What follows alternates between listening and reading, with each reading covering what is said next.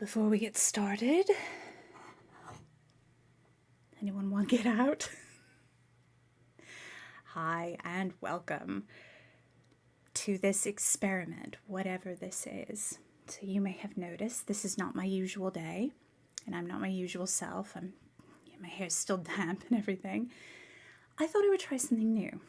I will do my usual stream on Friday, but I thought I would do something else. This is my first experiment with YouTube streaming too, so hello and welcome. I thought I would have a cuppa. I would set a timer, and for 15 minutes or so I would either extemporize or answer questions. So, very nervous. We'll see how this is going. So far, going oddly well. So the tea is, it's in one of my favorite mugs too. It's Harney's Hot Cinnamon, again, because we know how much I love it. And I will reach for my timer here. All right, so I've set my timer. So for a quarter of an hour, we're going to talk about the Valentine series. I will answer some of the more common questions I get, and we'll see what happens. So, Danny Valentine, first book published in 2005, so that was a hot minute ago. And it's, let me tell you how this started. I've told the story before, but I had just finished writing Fire Watcher, which is the second in the Watcher. Well, it was the second written in the Watcher series. So I'd written Dark Watcher, and while I was waiting to hear back from a romance publisher, a small press, I wrote Fire Watcher. Now that's not exactly how this series goes, because I had to go back and write Storm Watcher to put in the number 2 slot. So I just finished writing Fire Watcher, and I was cross-legged in my papasan chair at the old house with a lap desk, and my laptop was open on it. So I never like to walk away from the desktop, the laptop, the keyboard without something for the next scene or the next book open, because it primes the pump, and even if it's something that I throw out later, it just makes it a lot easier to get back into it. And at that point especially, I was just looking for anything that would be easy to do as a baby writer. So I'm sitting there, my brain it's very late at night. I was also champion insomniac during that time, still kind of am. Whole big story there. But so opened up a whole new file. Just what am I going to do? What am I going to do? This was back when I was working in MS Word. And then, my brain just humming along, and then from behind my left ear, I heard the first line.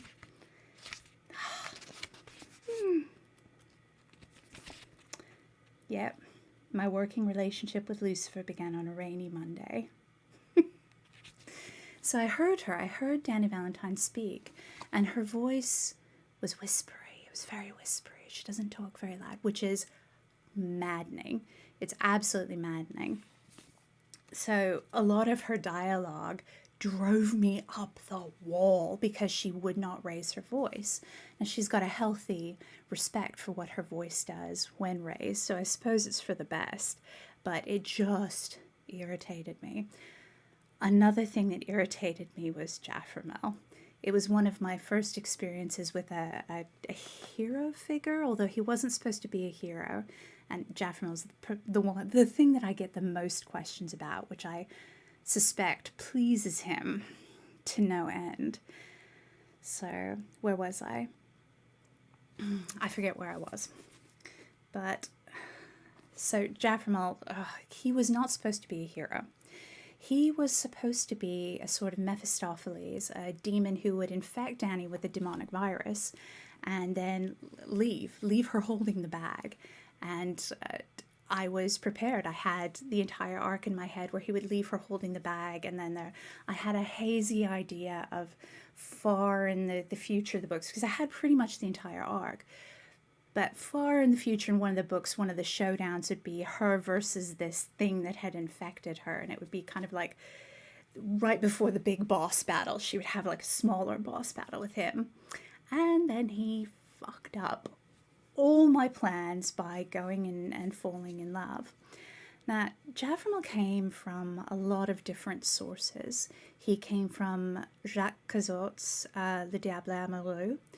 He came from Nephilim, the legends of the Nephilim, the giants that came unto the daughters of men in pre-flood eras, especially Madeleine L'Engle's book about the Great Flood, which has some stuff in it that's kind of, but it was incredibly formative for me, like a lot of L'Engle's work was.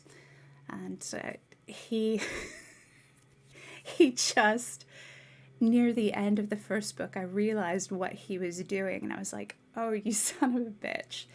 So I get a lot of questions about Jaffermal. So maybe what are we at here? We're at 6. Okay, we've got plenty of time. I suspect it wouldn't be Jaffermal if he wasn't irritating me. But anyway, is anybody talking? I don't know. Okay, well, I've refreshed that. So I don't know what's happening. You can tell I'm very, very nervous. So Jaffermal came from a lot of different places, and one of the major influences on him was my writing partner. So we were just getting started and talking to each other online. And one of the remarks that my writing partner made to me when I was telling her about, demons and whatnot, is she said, that's the interesting thing about demons is they always destroy what they love. And the longer I go on, the series is finished now, mostly. But the longer it goes on, the more I'm like, well, that was really a prophetic comment, because Jaffermal does end up destroying Dany. She was already broken before that. And a lot of people compare and contrast Jill Kismet and Dany Valentine, and they are not the same character. Dany Valentine is broken. She is irretrievably broken. She's not going to be whole again, which is kind of sad, because now she has a form of immortality in which to reckon with that. Jill Kismet, on the other hand, that bitch don't break. So, but my writing partner's comment about demons destroying what they love really informed a lot of the series and took it in a different way. Now, I did have plans to do the Hell Wars series with little Leah Spogarelli, but the publisher kind of nixed that, partly because secondary characters in extended series don't do so well, partly because my editor, the immortal, the famous Davy, who I put in the Kismet series, best editor ever, she said, I'd like to see what else you can do. Show me something else. So, I took that as a challenge. So Jaffermal came from a lot of different places, from Biondetta in Cazotte's book to the legends of the Nephilim to the idea that demons always destroy what they love. But one of the more difficult things about him was, if I didn't feel in a scene that I was dealing with something genuinely inhuman, I had to kind of go back and do it again, which is very much how I approached Perry in the Kismet series. Now, with Perry, if I didn't feel like going into a boiling hot shower and scrubbing myself with a wire brush just to get some of it off, I knew I was doing it wrong. But Jaffermal doesn't even move like a human. In my head, there's this odd fluidity to the way he moves that is absolutely not human. And the closest I can liken it to is watching very clean, very defined snake scales go over rocky ground. So a lot of questions that I get center on the Fallen and Hedera link between Jaffermal and Dany. Now, Jaffermal doesn't tell Dany about some of the rights that she traditionally has in this relationship, which is really interesting. It wasn't something that I could do in the books because they're in such a tight first person. So one of the things is Hedera can ask the Fallen for a gift, and the Fallen is bound to comply. That's part of the agreement between them. Now, Dany didn't know that this was an agreement, and the moment when she finds this out is actually way forward in the Hell Wars series after Leah Spogarelli and all that happens. I know I'm teasing dreadfully, aren't I? I have thought about going back and doing the Hell Wars series. But you can do the hat trick of showing other characters reacting in ways that your first-person character doesn't twig. So when Danny makes a comment like, "Oh, my own pet necromance," talking about a fellow mercenary, and Jaffrel's like, "Okay, that's fine." He doesn't argue with it. But if you notice in the text, Van and McKinley exchange this look, and they're like, because they understand what's just happened here. Now, does that particular necromance survive? Oh, we would have to wait until the Hell Wars series to find out. I wish that I got more questions about Jace, because Jace is a sort of amalgamation of quite a few people that I knew, and a particular relationship dynamic that I was interested in while writing the books. And, if Danny's broken, Jace isn't, but, he's about to break himself. And I did. I cried.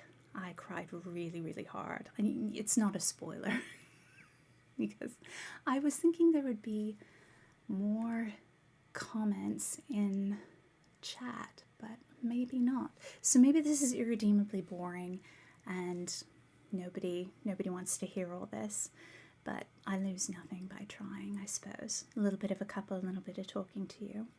What other questions do I get? Where did the magical system come from? I don't really know.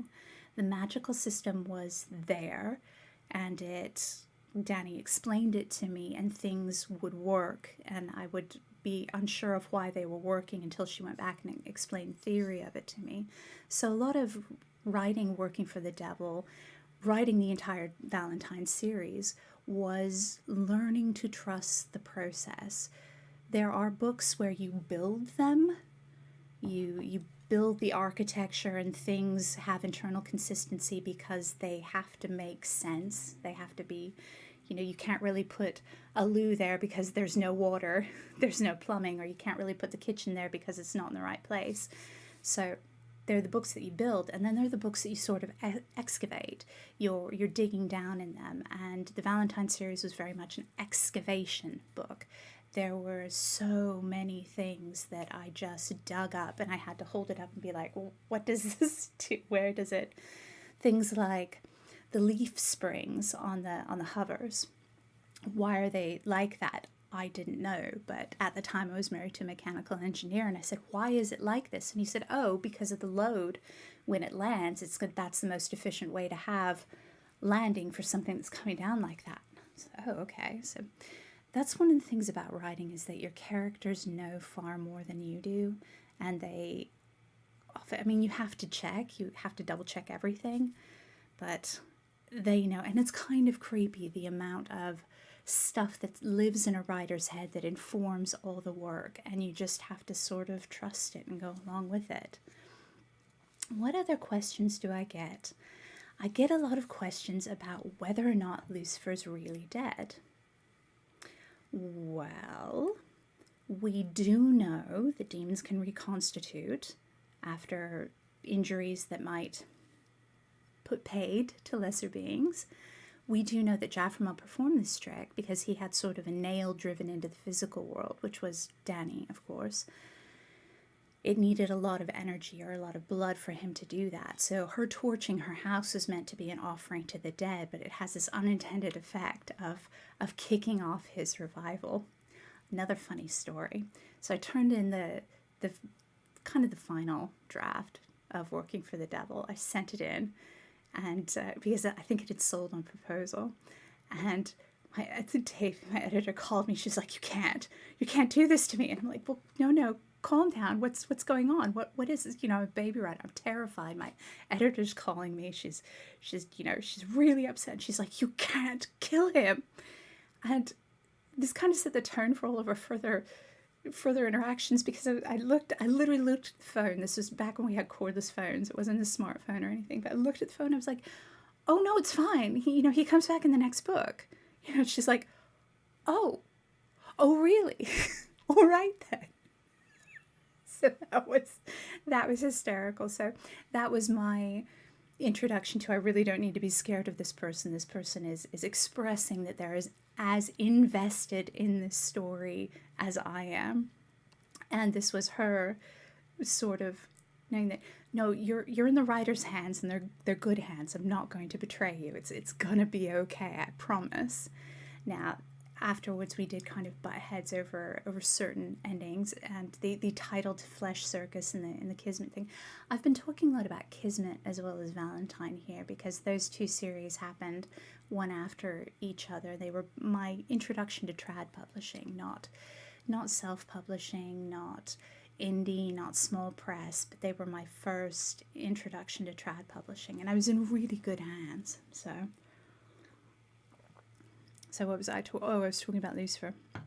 So we know that demons can reconstitute. We know Jaframel's not the sort to keep something that isn't useful. So why would he retain the urn? On the other hand, Eve has an entire world to conquer. She has all sorts of things to do. She has plans. How is that going to end out? Now, we do have a glimpse into the Hell Wars world with the short story, was it Coming Home? I think it was Coming Home. So I wrote a short story from Leah's point of view as a mortal creature, and she's actually a magi, which figures in the Hell Wars. It was originally going to be a trilogy, the Hell Wars thing, where Hell under Eve is taking this interest in humanity and the human world, which is not quite our world. The timeline, okay, that's my timer. So we're almost at the end here. I will tell you about the timeline in the world, and then I will sign off. So the timeline for Danny Valentine's world diverges from ours at a specific historical point that I knew about. Also situated along that timeline are the Watchers Paranormal Romance series, the Society series, which is set slightly after that, and then 600 years in the future, well, there's Celine happens in there too. Celine is a lot older than Danny suspects. Celine grew up in sort of a post-war, it was, maybe one of these days I'll talk about Celine, so feel free to drop me a line and tell me what you want to talk about next if I continue with these tiny little live streams. So, and then there's the Valentine series and then the Hell Wars series, where a lot of the threads come together. Now, an interesting thing, interesting to me, because these are my imaginary people and imaginary worlds that live in my head, but an interesting thing is that there are other timelines stacked on top and below it, and for a while as a writer I didn't deviate too much away from those timelines. So for example, in The Demon's Librarian, you'll see a timeline that's kind of a few jots away in the multiverse, where there's a version of Watchers. You'll see when Ryan takes Chess to a particular place, she sees something that she doesn't really know is maybe her world's version of a Watcher. And this also happened in Rose and Thunder, actually, with Jeremy Tremont and Isabella. Isabella sees something that might have been a Watcher, and the sort of the paranormal flora and fauna in all three works are very similar. They're not the same, but they're very similar. After writing Umpty Scrump books and branching out into other genres, because I've written in a lot of different genres all my life, but after branching out more in publishing in different genres, I decided to walk around, bounce around a little bit more. So the tea has cooled, my timer has gone off.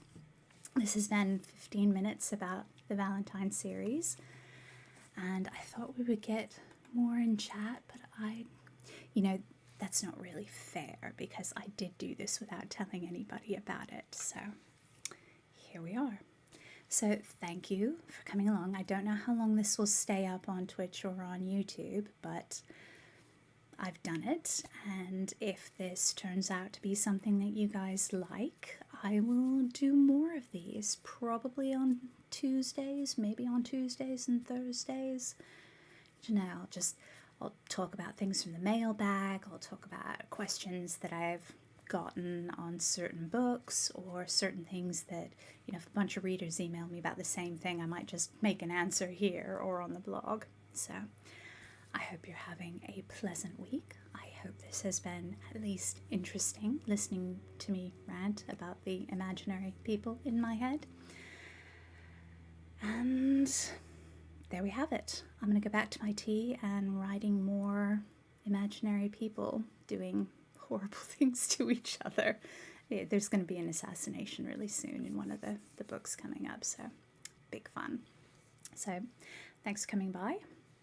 Have a great rest of your week. I will definitely see you on Friday, may see you on Thursday. Wear your mask. Be kind to each other. All right. Ta-ta.